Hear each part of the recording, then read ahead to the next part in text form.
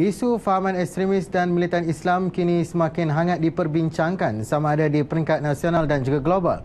Ini ekoran beberapa siri serangan bom dan pembunuhan kejam ke atas orang awam, tempat ibadat dan premis tumpuan dunia. Bagi mencegah penyebaran fahaman itu, masyarakat tanpa mengira latar belakang agama dan budaya perlu didedahkan dengan kefahaman mengenai keganasan tersebut. Seminar anti-ekstremisme melalui pendekatan wasatiyah yang diadakan di College University Insaniah Queen di Kuala Ketil, salah satu program yang bermanfaat ke arah itu. Seminar yang berakhir semalam itu meluluskan 8 resolusi yang digabungkan melalui 6 kertas kerja yang dibentangkan pada seminar 2 hari itu. Antaranya untuk menentukan agar pendekatan wasatiyah sebagai peneraju pembinaan tamadun, sikap ekstremisme merujuk kepada perbuatan yang melampau mencangkupi perbuatan, pegangan, kepercayaan dan pelaksanaan agama. Selain itu, resolusi juga mahu menjadikan Universiti Al-Azhar satu institusi yang kekal dan relevan lebih dari 10 kurun serta kepentingan mengenai patriotisme disemai dalam masyarakat bagi membendung kegiatan keganasan. Rata-rata yang ditemui mengharapkan agar pihak berkuasa proaktif mempertingkatkan kefahaman agama dan memantau player internet yang cenderung ke arah fahaman militan Daesh dan IS. Punca daripada tahap pemahaman agama yang sederhana atau rendah ataupun pemahaman yang salah kerana merujuk kepada sumber-sumber yang tidak tepat. Di sini GPMS Negeri Kedah juga mencadangkan kepada pihak kerajaan supaya para pelajar kita yang akan keluar negara, mereka ini diberi satu kursus jangka masa pendek dan juga diberi satu penerangan khas supaya mereka benar-benar faham berkenaan dengan apa itu ekstremis ini yang sedang berleluasa di seluruh dunia. Di peringkat bawahan, terutama sekali di peringkat kampung, kita jangan anggap bahawa kita ni tak terlepas daripada pengaruh Daesh ataupun IS. Kita mungkin, pada saya, strategi yang diatur oleh puak-puak pelampau ini ataupun puak-puak teroris ni, dia menumpukan bukan sahaja di peringkat atasan. Baru-baru ini, Ketua Polis Kedah Datuk Zamri Yahya mendedahkan kebimbangan pihaknya mengenai kedudukan negeri itu yang menjadi tapak penyemaian atau sarang hotbed bagi merekrut anggota baru militan Daesh dan IS. Penyebaran ideologi itu kini di kawasan pedalaman bukan sahaja dilakukan melalui usrah namun turut dikembangkan dengan kemudahan internet. Sehingga kini, daripada 92 tangkapan membabitkan IS di seluruh negara, 35 daripadanya adalah rakyat Kedah.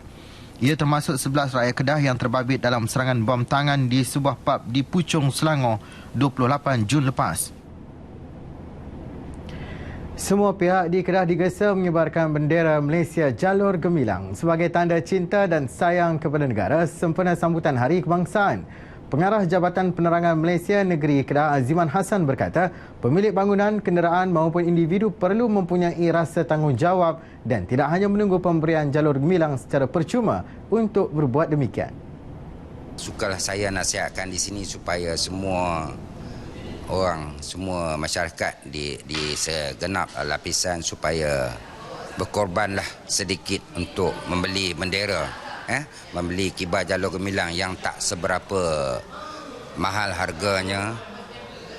Memanglah dahulunya kerajaan yang mengedarkan secara percuma, tapi itulah nak menunjukkan pengorbanan kita sebagai rakyat Malaysia yang cintakan Malaysia.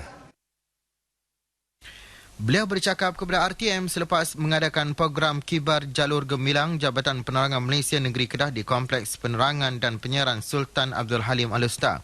Kira-kira 20 pegawai dan kaki tangan jabatan itu memasang jalur gemilang di sekitar bangunan jabatan dan di hadapan kompleks. Jelas Aziman, pihaknya merancang kira-kira 20 aktiviti bagi menyemarakkan sambutan Hari Kebangsaan di negeri ini. Antaranya pengkisahan kenegaraan dan pidato Satu Malaysia. Selain itu, aktiviti turut dijalankan di 110 komuniti Satu Malaysia K1M dan Kelab Belia Satu Malaysia yang terdapat di Kedah. Bentuk fizikal yang kecil, bersih dan cantik menarik minat dan hobi orang ramai untuk memelihara ayam serama. Selain jinak dan mudah dibelai, menjadikan ayam serama sebagai haiwan peliharaan untuk hiasan malah ada kalanya dibawa pemiliknya untuk bertanding. Presiden Kelab Ayam Serama Kedah Dr. Wazir Abdullah berkata kebiasaannya ayam serama yang menarik dapat dinilai mengikut saiz, bentuk dada dan kebersihan ayam. Tidak hairanlah ramai peminat haiwan tersebut sanggup membelanjakan wang ringgit yang banyak semata-mata untuk memiliki ayam serama tersebut. Percaya atau tidak, harga seekor ayam serama yang dinilai bersih, cantik dan memiliki ciri-ciri bentuk istimewa mampu mencecah 2 hingga RM20,000. Yang pertama atas dia punya cantik uniknya. Bila dah cantik uniknya, maksudnya mendabik dada, maka timbullah nilai atas keunikan itu. Maksudnya setiap benda yang unik, baik apa jua lah, dari segi batu ke, dari segi pakaian ke, akan membuatkan satu nilai yang tinggi. Selain dapat merapatkan hubungan antara kelab-kelab ayam serama di seluruh negara, melalui pertandingan yang diadakan, para peminat ayam serama dapat berkongsi maklumat mengenai haiwan peliharaan mereka itu.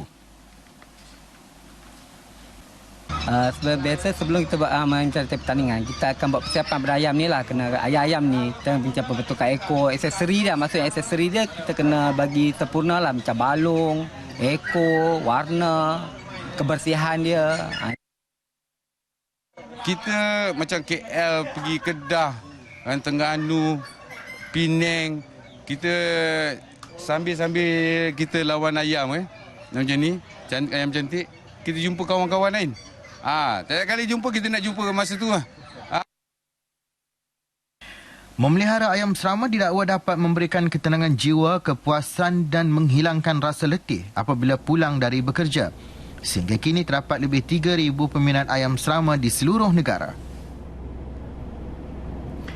Laporan kecantikan ayam serama itu tadi mengakhiri bahan berita dari negeri Jelapang Padi untuk hari ini.